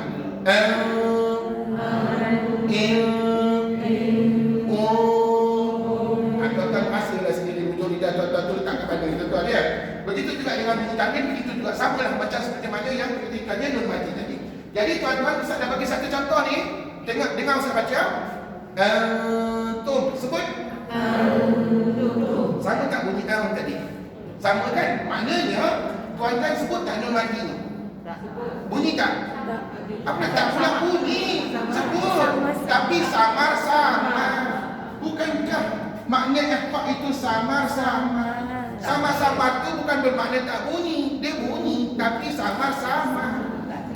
Tak keliru. Dah faham tak keliru. Okey tu. Alhamdulillah. Tuan-tuan. Jadi benda ni tuan-tuan kena dapatkan cara bacaan daripada guru. Sekali lagi tengok sini. Antum sebut. Antum. Pandai. Kalau dengar anak cucu baca antum, betul ke salah? Salah. Kalau dalam tilawah Quran kena tolak setengah markah. Mana Ustaz tahu tolak setengah markah? Saya dulu pernah jadi hakim tilawah. Tuan-tuan, kesalahan yang sebegini akan ditolak setengah markah. Satu hukum, kalau ada 10, 20 hukum dengar, salah bacaannya pada yang hakiki, maka tolak setengah. Itu sebab hari ini tuan-tuan tak akan dengar siapa pun tilawah Quran yang mengaji Quran di atas petang, walaupun ustaz atau ustazah, tak ada yang pernah dapat markah 100%. Saya paling tinggi pun markah saya dulu pernah saya dapat 98. Itu paling tinggi tu saya ingat lagi. Jadi tuan-tuan, Allah Akbar. Kalau saya tak pernah dapat 100. Pasal apa? Mungkin yang ini kita betul, tapi ada kesalahan-kesalahan yang lain yang mana orang awam tak perasan. Hakim juga tak perasan betul. Itu sebab kalau tuan-tuan tengok dalam tilawah Quran, para hakim semua pakai earphone. Betul tak? Dia pakai earphone kat sini, dia dengar betul-betul, dan ada TV kat depan dia, dia nak tengok mulut peserta tu macam mana. Betul tak betul sebutan? Allahu Akbar. Bukan mudah tuan-tuan nak jadi hakim. Jadi berbalik kepada contoh ni, saya rasa tuan-tuan boleh ikut, dengar ya. Jangan sebut antum, jangan. Antum sebut antum. Contoh yang berikutnya, kata gini. Nun mati jumpa dengan dal. Jundul. Jundul. Nun mati nak bunyi ke tak bunyi? Bunyi ke tak bunyi? Tuan-tuan jangan kata bunyi sikit pula. Sebenarnya bunyi, tetapi samar-samar. Minggu ni jawab sama-sama, minggu depan pun sama-sama tuan-tuan. Jangan pula minggu depan nun mati nak bunyi tak? Tak payah bunyi. Minggu ni lain bunyi, minggu depan lain bunyi. Tuan-tuan kena sama bunyinya, jawapannya samar-samar. Samar-samar. Maknanya dia bunyikan tapi tak berapa clear. Dan macam mana tak nak clearkan bunyi nun mati? Tuan-tuan letak ujung lidah di tengah-tengah. Jundul. Sebut jundul. Masya Allah. Bagus tuan-tuan. Nampak tak nun mati dengan ta ni bercantum? Nampak tak dia bercantum? Maka ni namanya satu kalimah. Ni satu kalimah. Kan bercantum. Ni nampak tak nun mati dengan ta bercantum? Itu menunjukkan dia satu kalimah. Okey, saya nak tunjukkan dua kalimah pula. Okey. Tengok ni ya. Perkataan mil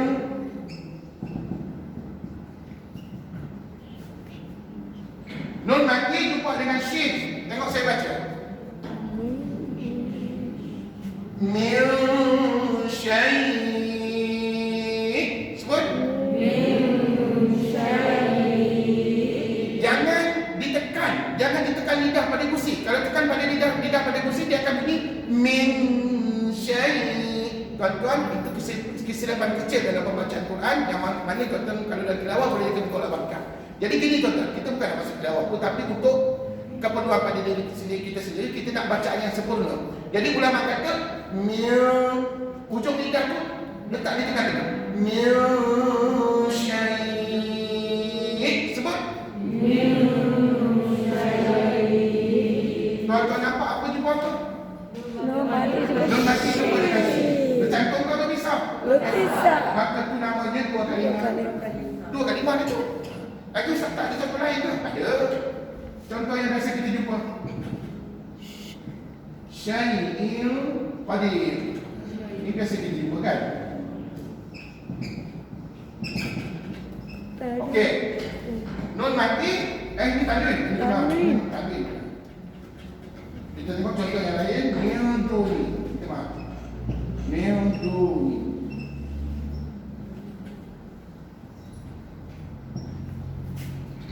Mi'uduni. Sebut. Mi'uduni. Nun mati jumpa dengan dan. Bercantum ke berpisah? Berpisah. Maknanya dua kalimah. Okey. Yang tadi saya bagi contoh syai'il qadir itu tanwin. Saya sebentar lagi kita bagi contoh ya. Jadi tuan-tuan nampak di sini mil lidah, ujung lidah saya ini jangan tekan. Mi'uduni. Sebut. Mi'uduni. Bagus. Tuan-tuan nampak tak sebelah sini bercantum satu kalimah, ini berpisah dua kalimah. Cara bacaannya sama sebab hukumnya sama, iaitu ikhfa hakiki. Seterusnya Ustaz nak tunjuk tanwin pula ya. Tadi Ustaz dah boleh dah syai'il qadir. syai'in qadir. Okey. Tuan-tuan, kali ini tanwin jumpa dengan huruf qaf. Syai'in qadir. Syai'in qadir. Syai'in qadir. Syai'in qadir. Tuan-tuan tahu tak? Nak sebut syai'in qadir tu, nanti ujung lidah kita still letak di tengah-tengah, tetapi dia akan bunyi lebih ke belakang. Sebab apa? Nak sebut qaf dia punya pangkal lidah. Ini saya nak terangkan minggu depan saya sambung. Sebenarnya ihfa hakiki ni terbagi kepada 3. Dia ada ihfa hakiki sugra, dia ada kubra, dia ada wusta. Nak tahu apa dia sugra, kubra, wusta? Tuan-tuan datang minggu depan insya-Allah. Hari ini saya terangkan yang basic dulu. Minggu depan saya akan bahagikan kesemua huruf ni kepada 3. Satu sugra, ada dikenali sebagai kubra, satu lagi dikenali sebagai wusta. Nanti minggu depan saya detailkan ketiga-tiga contoh di bawah sugra, kubra dengan wusta. Tapi hari ini Ustaz cerita secara umum dulu bagaimana nak kenal ihfa hakiki dalam Quran. Jadi tuan-tuan sekali lagi diulang, dia bunyi dia akan lebih ke dalam tuan-tuan. Syai'in qadir, syai'in qadir. Sebut syai'in qadir. Ataupun contoh yang lain, ajrun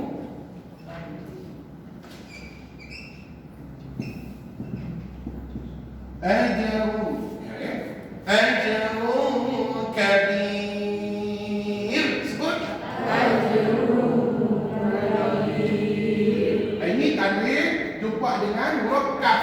Tadi qaf, yang ni jumpa dengan kaf pula. Bacaannya juga lebih ke dalam. Ajrun kabir. Sebut ajrun kabir. Tak kisah jumpa dengan apa pun, jadi 15 huruf ni tadi, tuan-tuan, kedudukan lidah kita tak boleh tekan pada gusi. Kalau tuan-tuan tekan pada gusi, yang ni kan, nanti bacaannya jadi ajrun, ajrun, jadi run bunyi. Dia akan lebih ke depan. Sedangkan makhraj huruf kaf adalah lebih ke dalam. Dia gunakan pangkal lidah. Itu sebabnya kata ulama, kata tok guru saya, kamu nak mahir dalam ihfa hakiki, kamu kena belajar sedikit sebanyak makhraj huruf. Baru kamu tahu bagaimana nak letakkan bunyi itu, sama ada ke belakang ke tengah ke ataupun ke depan. Bergantung kepada huruf yang kamu jumpa nanti. Dan sekali lagi saya tekankan, huruf-huruf ini ada yang sama, ada yang tak sama makhraj. Jadi nak tahu bagaimana makhraj ke semua huruf ini, nanti minggu depan saya terangkan insya-Allah. Di bawah tajuk ihfa hakiki sugra, kubra dengan wusta pada minggu depan. Apa pun tuan-tuan contoh yang ada ni boleh baca tak? Sekali lagi kita baca. Ajrun kabir. Ajrun kabir. Nak lebih banyak contoh, mari kita tengok buku tajwid Ustaz. Banyak contoh dalam buku tajwid Ustaz, muka surat 22. Okey, tuan-tuan, cuba fokuskan kepada satu kalimah sebelah kiri sekali. Boleh tunjuk dan tengok perkataan di situ. Yang tawiru.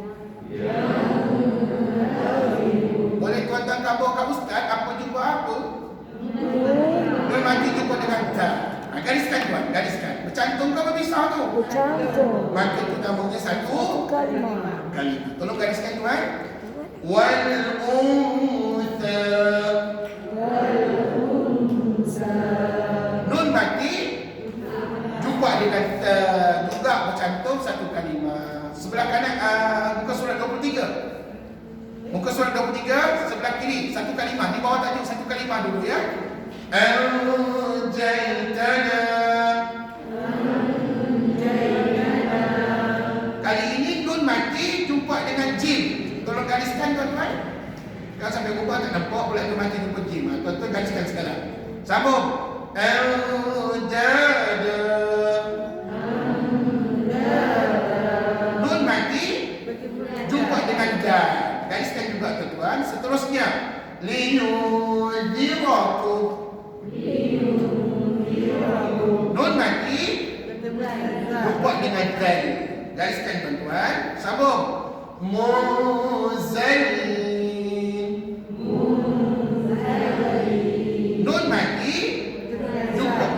zai. Bercantum pada tulisan kan? Maka tu namanya satu kalimah. Sambung. Fayansakhu. Ulang lagi. Fayansakhu. Nun mati jumpa dengan sin. Nampak ya? Satu kalimah. Maka ni namanya tempat hakiki juga. Sambung. Nushizuha. Nun mati jumpa dengan shin. Gariskan tuan-tuan. Sambung. Yansuruna.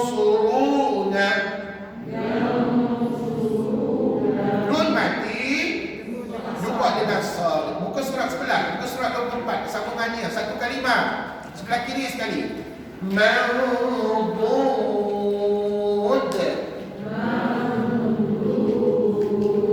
Nun mati jumpa dengan bad. Sambung lagi. Biqinqari.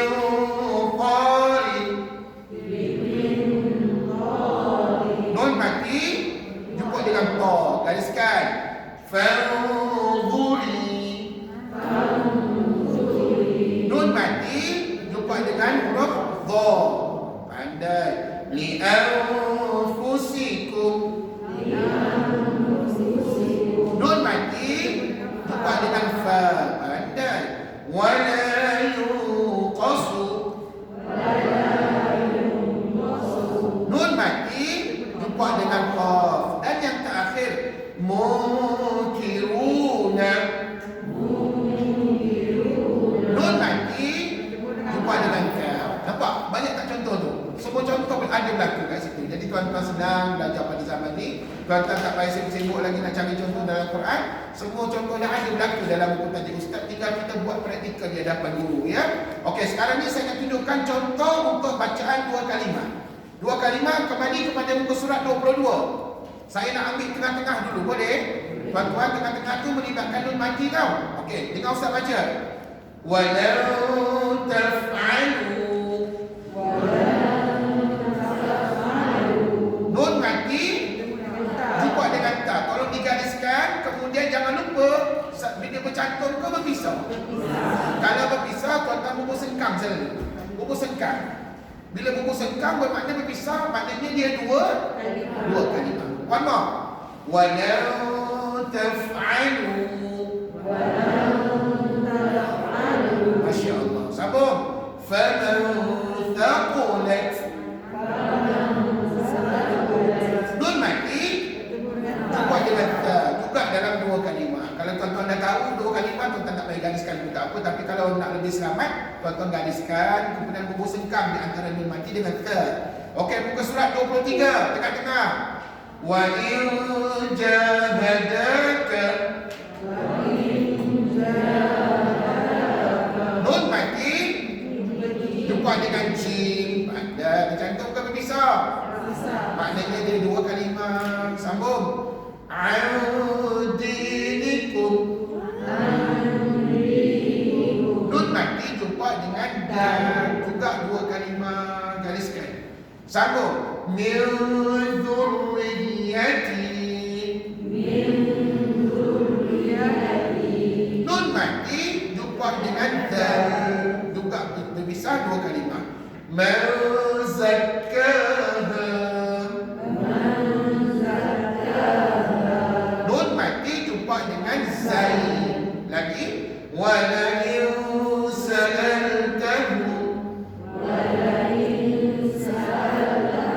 Nun mati jumpa dengan sin. Berhati-hati tuan-tuan. Jangan letakkan hujung lidah kena pada gusi. Sebab dia letak tengah-tengah. Wala yusaltum. Bagus, sambung lagi. InsyaAllah.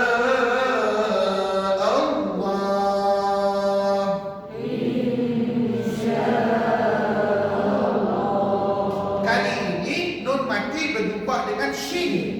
Nampak tak? Bercantum ke berpisah? Itu maknanya dua kalimah. Okey, sambung lagi. Ansaddukum. Pandai, nun mati jumpa dengan sad.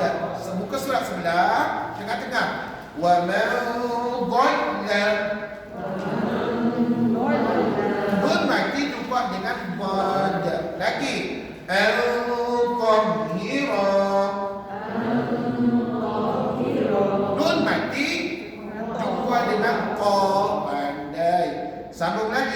walakin zanantum.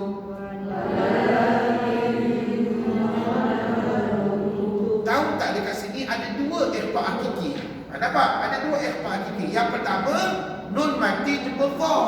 Bercantum ke berpisah tu? Berpisah. Itu namanya dua kalimah. Tapi sebelahnya tuan, zanantum sebut. Ini juga ikhfa hakiki. Tapi nun mati jumpa dengan ta. Bercantum ke berpisah? Itu satu kalimah. Jadi tuan-tuan nampak? Dalam satu ayat pendek begini, maybe ada lebih daripada satu ikhfa hakiki. Tuan-tuan kena berhadapan, bersiap sedia berhadapan dengan keadaan begini. Sekali lagi diulang ayat tadi. Walakin zanantum.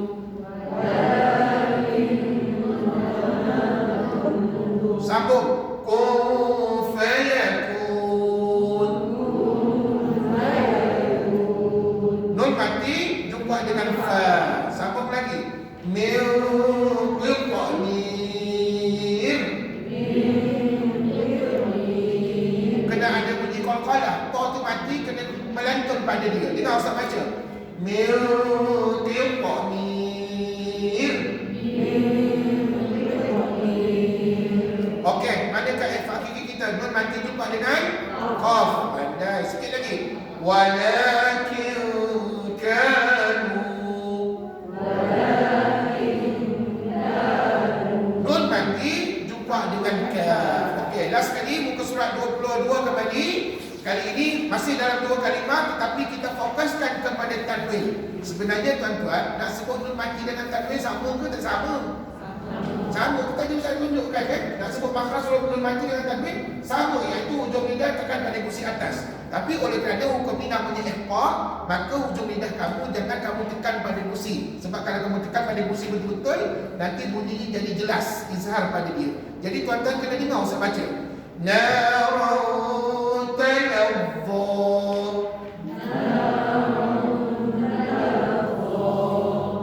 Tanwin jumpa dengan ta. Tanwin jumpa dengan ta. Tolong digariskan dan dibungkus sengkang padanya antara tanwin dengan ta. One more.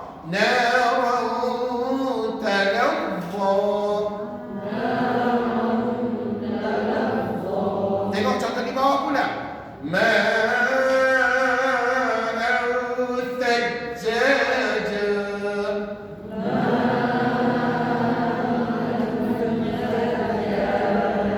Kali ini tanwin jumpa dengan ta. Tanwin jumpa dengan ta. Bercantum ke berpisah? Tuan-tuan yakin tak dalam Quran nanti tanwin tak akan bercantum dengan huruf ikhfa. Dia tak ada bercantum. Kalau ada bercantum salah cetaklah Quran itu tuan. Tolong pulangkan baliklah ke tempat mana kita beli. Jadi tuan-tuan kalau tanwin dia mesti berpisah. Dia tak akan bercantum. Muka surat sebelah itu 23 hujung sekali sebelah kanan. Bi khalqin jadid. Kaukabun durriyun. Di atas tadi tanwin jumpa jim, di bawah tanwin jumpa dal. Nampak?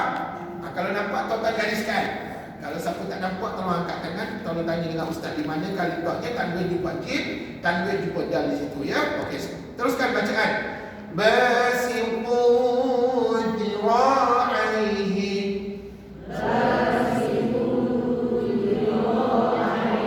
Tanwin jumpa dengan dal. Tanwin jumpa dengan dal. Okey, gariskan dengan situ dan bungkus sengkang antara tanwin dengan dal. Nafsan zakiyah. Tanwin jumpa dengan zai. Tanwin jumpa dengan zai. Bi'ajlin samin. Tanwin jumpa dengan sin. Sambung. Abdan syakura.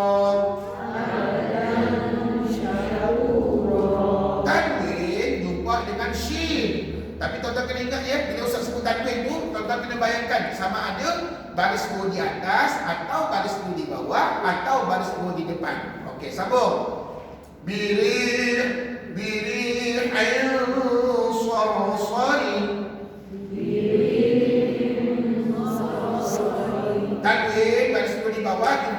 sad. Muka surat sebelah. Sikit lagi. Adaban dhi'fa. Tanwin jumpa dengan dhad. Nampak ke tuan? Tanwin jumpa dengan dhad kalau digariskan dan dibubuh sengkang antara tanwin dengan dhad. Birihin tayyibah. Tanwin jumpa dengan ta. Sambung lagi. Quran zahirah. Tanwin jumpa dengan dha. Tanwin jumpa dengan dha. Sekali lagi diulang. Quran zahirah. Tuan-tuan, jangan sebut tanwin jumpa ya tau. Ya di situ adalah huruf yang tak digunakan pakai dalam bacaan. Tapi itu kan tak guna kerana pembubuh Ustaz. Ya itu hanya digunakan ketika kita nak berhenti. Kata ulama, ya itu akan digunakan sebagai penanda kepada adanya huruf mad pada kalimah itu. Bila kamu berhenti, maka kamu baca gini. Qura, 2 harakat. Maka ya itu dijadikan sebagai huruf mad, maka kamu jadikan 2 harakat. Masalahnya kita berhenti ke sambung? Sambung. Kalau sambung baca gini tuan. Quran zahirah. Bagus. Sambung lagi seterusnya. Adbun suratun. Tanwin jumpa dengan fa. Gariskan. Ummatun qa'imah.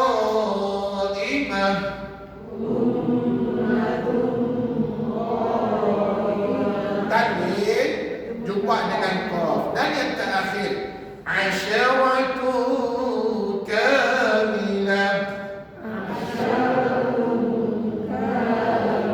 Tanwin jumpa dengan kaf. Sadaqallahul azim.